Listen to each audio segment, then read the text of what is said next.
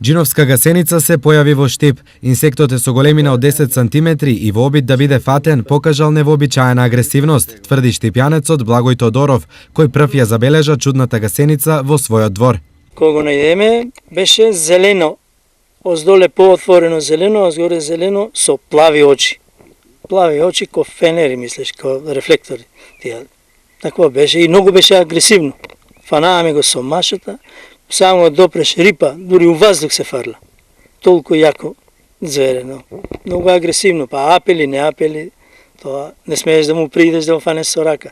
Не знаеме дали е отровно или не е. Али огромно животно кое не сам го видел до сега, овие 67 години што сум ја.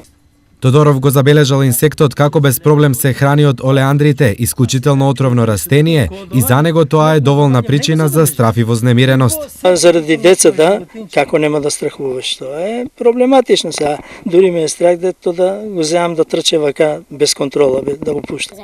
Гасеницата што Тодоров ја нашол онаму каде што неа вообичаено ја нема е од видот Дафнис нерии, кој прераснува во молец со големина и до 10 сантиметри, објаснуваат експертите. За овој вид инсект за кој што говорите има развоен стадиум дека преминува од јајце во гасеница, потоа во пупа и на крајот излегува возрастна единка или имаго.